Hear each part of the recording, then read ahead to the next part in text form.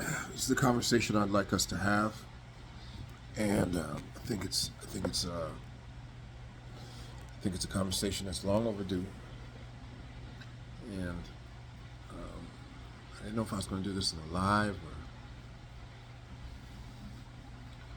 Question really is, why is the church so ill-equipped these days to raise up men and to raise up men um, who have a true activism mindset? Okay, some of you might think, "Oh, well, you're making a very broad statement of the church," and I don't think anybody who is honest would look at, let's name them, the Roman Catholic Church, the Eastern Orthodox churches, Syriac, Coptics, and the rest, Pentecostal churches, the Methodist churches, garden variety evangelicals, classical Pentecostals. We are not raising the men that we used to have in the 60s in the churches of today. And I'm going to go further. We're losing men. We're not making boys into men. And I'm speaking we. I'm not pointing a finger and saying you. I'm saying we. I'm including myself in this thing we call the church. We're not able to grab the attention. We're not able to keep the retention. The church is adrift on a river with no men at the oars. There's no men manning the rudder of that ship anymore, for the most part, right? And the churches that do have men that are leading them, these men are not they're not initiators of social activism to the point that other men in the laity, it means just regular brothers, don't respond. They don't respond to their call to action because there's no call to action. There's really no call to action. In my last, I would say in the last 2 years, what I've seen mostly from the church is that pastors have turned into relationship experts, right? And those relationships experts are usually female apologists. They're usually there pandering to the female perspective, telling men, they got to do better. Sitting on clubhouses and Instagrams and other chat groups, telling men, what they need to do to become a better man, how to get a woman, telling women what they need to do to get a man. So all of this nonsense that is that is being done right now in the name of the church is basically common sense advice or relationship counseling. That's it. That's really it. Most pastors cannot break down scripture at all. They can tell you a little narrative based on the little foolishness that they want to tell you. Most churches, and I am a church hopper, I go from church to church. Since the church that I was running closed down in the midst of the breakup of my marriage, just to be transparent about that, that's why it closed down. Otherwise, it would still be running to this very day. I never felt that men who are going through marital problems should be leading religious organizations. I feel that they should take the time to get themselves organized. And I've taken 4 years, following my own advice, I've taken 4 years to do that. But otherwise, we still be going. We definitely had a bunch of brothers who I think would have followed me just about anywhere. and we're still good. We're still close, all of us. 90% of us are still in touch, um, and some of the women are even still in touch with me. A lot of them, and there was a very small contingent, almost maybe 1%, that even sided with my ex in respect to that. So at the time, though, I still saw a lot of places that when there were men in the church, they were usually relatives of the bishop or the pastor. They were not guys who were, and these are the guys that I like. They were still not guys that necessarily, are going to say, Andy, go get your gun if something was going wrong. They're just good men, good family guys, decent guys, help you out if you need a helping hand. You got to call them for something and they can help you. Just guys with nice big hearts, great men, right? But they're not activists. And I'm not saying that everybody in the church needs to be activists, but we've gone to the place where there's none. We've gone to the place where there's few. It's few and far between. The women are more activist minded than the men. We have a lot of pacifists. Christian pacifism has swept over the evangelical and Pentecostal world. It really always was in the ancient faith. Ancient faith ideologies in respect to Christendom are very martyrdom-like. So their penchant is to die for the faith, literally, in literal form. They rather a narrative of non-violence. Put yourself on the line, allow yourself to be killed, be a martyr for Christ, type of thing. That's the faith tradition that has come up through that organizations or that branch of Christendom. And I think that what we have done as leaders is we have done a great disservice to black men all over America from the 90s on. I will take a caveat in saying I am not talking about my spiritual fathers at all. I'll say the men who raised me up in the church, and I'll name them: Bishop McCullough, Prelate, Bishop Melvin Cross Sr., Bishop Reginald Washington. I ain't talking about none of them, because I couldn't follow men who didn't have a mindset to stand for something. I couldn't follow men, and these men are not like that. And they got strong brothers in their church. They got soldiers in their church. So let me make sure I'm letting you know. I ain't throwing everybody under the doggone bus. But what I've seen lately, and then I'm trying to compare it to what I'm seeing with other faith groups, it's disappointing. It is disappointing. And what you have seen with Geno Jennings types, Hebrew Israelite types, Nation of Islam types, what you've seen is that black men respond to leaders who run their churches like generals. Tough, hardcore, no business type, like this. They don't care about nobody's situation type of men. Tell it like it is. And stand 10 tones down and not afraid to look you in your face, screw face you. Understand how a screw face is? A screw face is when man don't smile and look in your face. And they screw face. That's what we call it. They call it a screw face in the Caribbean. What's happened? What has taken place that the church is so absenteeism of men? And you know where we lost them to?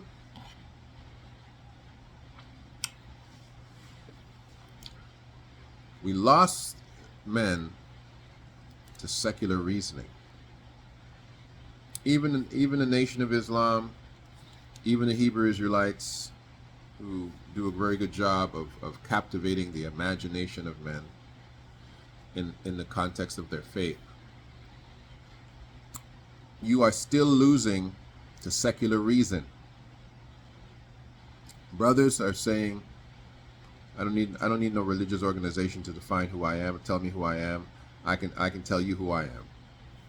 All right? And this is where you get your Hotep brothers, and you get a lot of your atheistic intellects move into this area, your Egyptologists, guys who are Pan-Africanist only, but don't have a spirituality component to their worldview. So we've lost a lot of men to the intellectualism that men need. Let me tell you something, buddy. A dummy can't lead me anywhere. You understand me? And I'm not special. The black man is stimulated here first, right? Here second, and all of us know the third place that I don't need to point to. But we're stimulated here first, here second. You can captivate me with your rhetoric. You can articulate me into listening. The elocution of your presentation and the cadence of how you rhyme it off will allow me to sit there and say, oh, okay, all right, the brother's saying something. Then what you must do is you must prick my heart to respond. And last but not least, I want to kind of look into you and realize, is he real? Is he real? Is that really who he is? Is that who he is?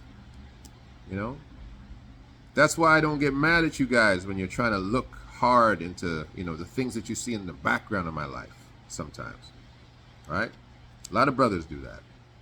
They've been looking hard. They saw, you've been seeing the female in the background, back girl on the back end. You're trying to evaluate her, Oh, is he with a white woman? Is he, is he with a mulatto? And you're evaluating. You're looking at things that you move quickly. A lot of brothers thought that I was painting my fingernails because you just saw them quickly. You're like, how come his nails look so pink, or how come his nails look so white? Depending on the background lighting. But you just don't know I have a massive nail bed because I'm a big brother. So you've been trying to evaluate. You've been trying to evaluate fashion and style and all these things that come together, because this is how men size each other up. All right? We size each other up with all these things. How you come to the table, what you present, how you're speaking, right? Are you a follow-through guy? You're kind of guy that's going to say something and not come through with it. All these things that men do. So I give you guys a blind with that, because y'all don't know me. A lot of you don't know me. All you can do is evaluate what you're listening to. And some people are good-natured, so they're going to give you the benefit of the doubt. But we're looking for leaders. The black man is looking for leaders. Leaders who won't just sell out. Leaders who won't become softer than the females in their lives. Leaders that are not afraid of politically correct narratives to paint a picture over them. Leaders are not looking to pimp them for money or for a platform. We're looking for that. And we're very wary, and we have a lot of discernment for the fakes. Right? And even those of us who aren't even looking for leadership, aren't looking for nobody, because we're like, yeah, I'm not into that. I'm not into no man leading me. I'm not into that. They can still discern the difference between a good brother and a brother that they gotta look at sideways. Right? And guess what? Black men are not alone in that area. All men respond to that. All men respond to that. At the end of the day, I see myself as a coach. But I'm a family man, then a coach. I talk about family business here. I come here to talk to you guys about family business. All right? And then I coach my community, those that wish to learn the things that I have. Because really, everything that comes out of my mouth, I'm painting it under the pigment of a black experience, but it's for everybody. It really can apply to everybody. I can use it for everybody. My rhetoric is not necessarily racially specific, but the black community needs this medicine first because this is my family. So I'm dealing with my family. But then I'll coach any community because the foundations of truth and facts, they don't change. They don't change. So,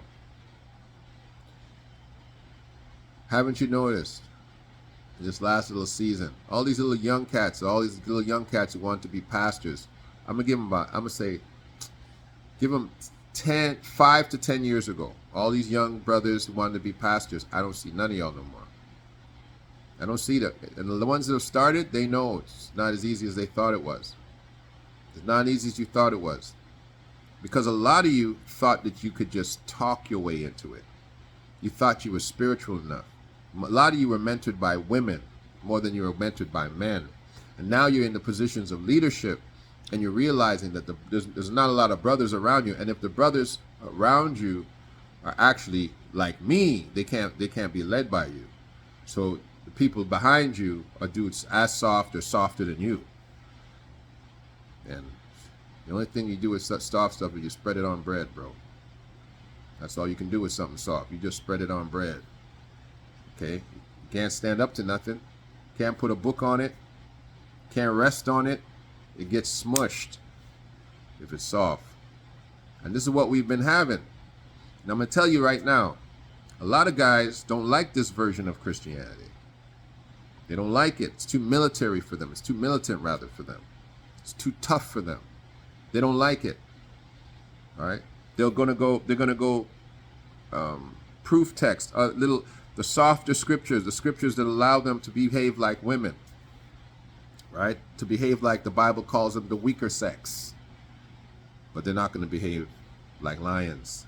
And the Bible says that the righteous, what are we like? What are the righteous like? Are bold as a lion. Where has the boldness gone out of our community? And it's either they're bold without information, or their information ceases them to be bold. You know what humility is? You know what meekness is? They basically are the same thing, but let me tell you what they are. To be meek or to be humble is to have the power not to be meek or humble, but to decide to be meek or humble. I'll say it again. To be meek or to be humble is an individual who has the power to stand up to you and crush you, but he decides to not do that.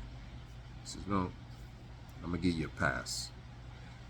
Being soft and weak does not equal meek.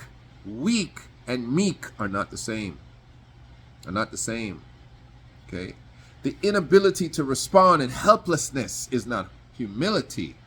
Humility is saying, I can help myself, but I choose to let you go. And that's what we don't have. That's what we don't have. We don't have it.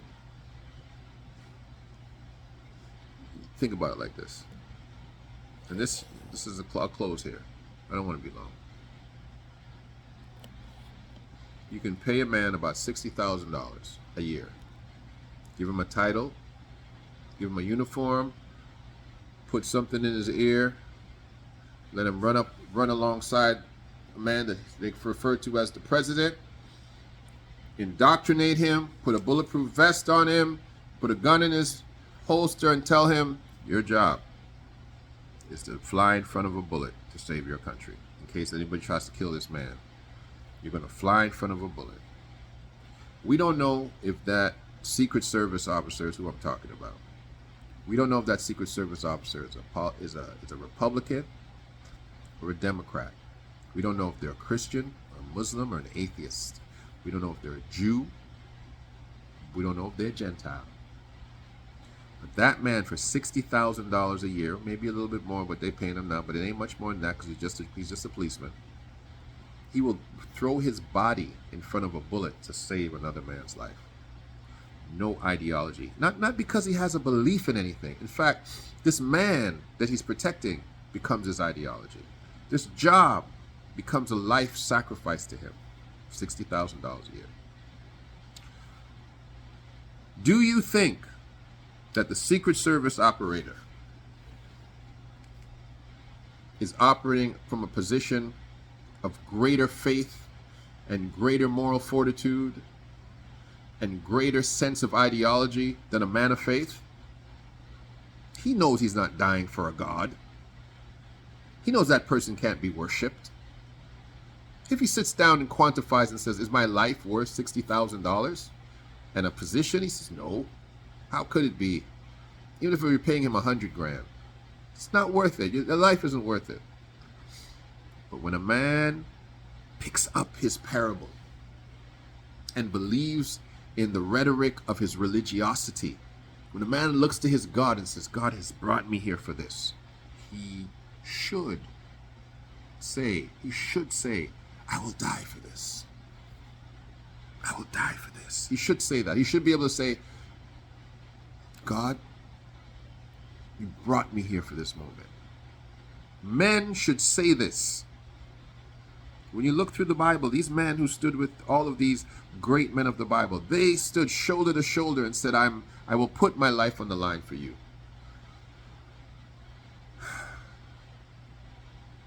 But I find that there's more ideology in a $60,000 job than there is in the church.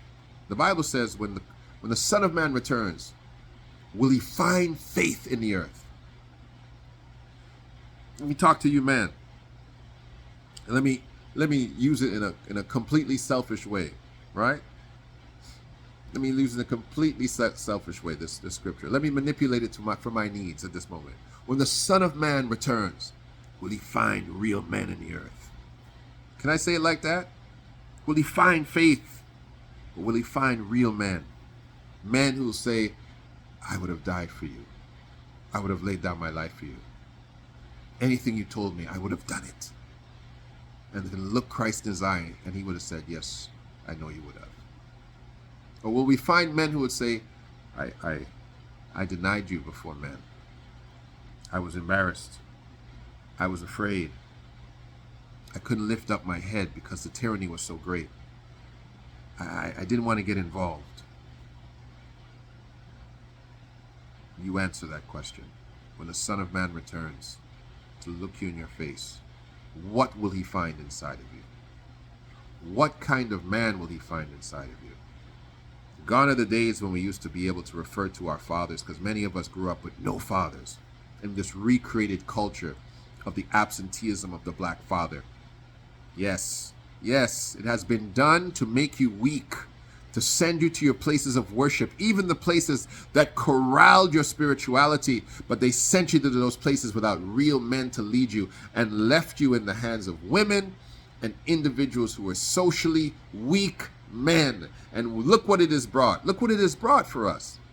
It has made us into a rabble house of men without vision, of men without true leadership, of men lost in their social culture, lost in their shoe brands, lost in their gold grills, lost in the BBLs of some Kardashian woman's behind, lost in the mentality of our own personal fashion, lost in hip-hop culture, lost without a rudder, lost without a vision, lost without a sense of financial literacy, lost without a God. That's where we are. But this moment, this second that you're hearing this message, you don't have to be there no more. You can say, I don't know how it's going to happen, but I'm going to be a new man. I'm not going to be the kind of man that he's talking about. I'm going to be a new man. And if that means that you have to go out there and find the lions and find your pack of wolves and find the men, your herd, your troop of gorillas to walk with you, you need to do it.